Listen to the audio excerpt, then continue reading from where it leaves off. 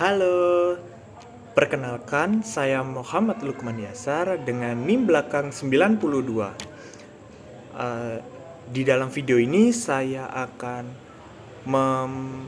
memaparkan sedikit materi terkait kasus, yaitu anak SMP yang tidak bisa baca tulis. Hal tersebut itu sungguh miris di Indonesia karena seperti yang kita tahu, baca tulis adalah hal dasar yang harus dikuasai oleh anak-anak ketika mereka beranjak dari TK ke sekolah dasar. Jadi dari berbagai banyak faktor yang ada di Indonesia, bagaimana anak SMP yang tidak bisa baca tulis memiliki berbagai faktor. Nah, saya akan memberikan sedikit pemaparan menggunakan metode root cause analysis. Pertanyaan besar, kenapa mereka tidak bisa baca tulis? Penyebabnya menurut yang saya pahami, pertama, anak-anak yang zaman sekarang itu terbiasa menggunakan handphone karena metode pembelajaran mereka saat itu ketika COVID salah satunya harus online daring, jadi mereka sudah terbiasa menggunakan handphone. Apalagi di zaman yang serba digital, semua harus via online dan lain sebagainya. Jadi anak-anak itu memiliki motivasi yang rendah karena terbiasa menggunakan handphone, sehingga mereka lebih banyak menghabiskan waktu dengan handphonenya daripada membaca dan menulis ketika waktu tahun-tahun sebelumnya belajar. Lalu yang kedua, adanya guru yang kurang maksimal. Kenapa? Karena metode yang digunakan oleh guru-guru pada saat itu dan bisa juga sampai saat ini menggunakan metode yang kurang menarik, sehingga anak-anak tersebut kurang meminati materi yang diberikan oleh guru tersebut.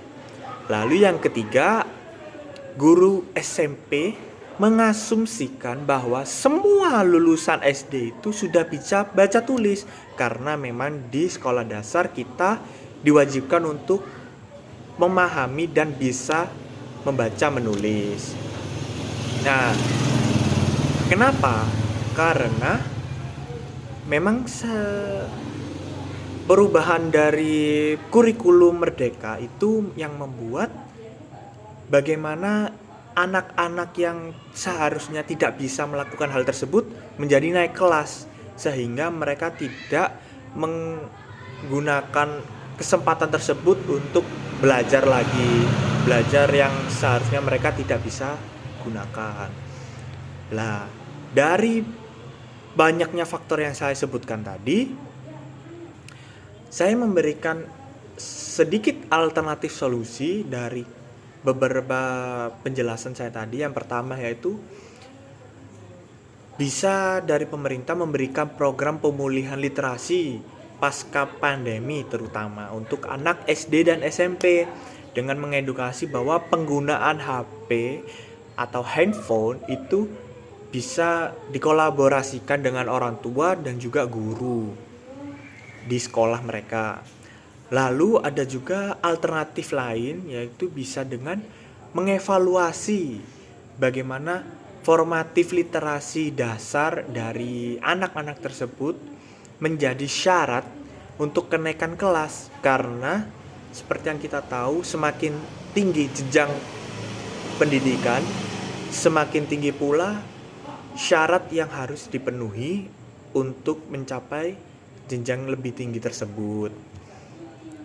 Nah, lalu ada juga beberapa akar penyebabnya, yaitu tadi yang saat memasuki SMP mereka tidak bisa baca tulis dan sebagainya. lalu ada COVID juga. Nah,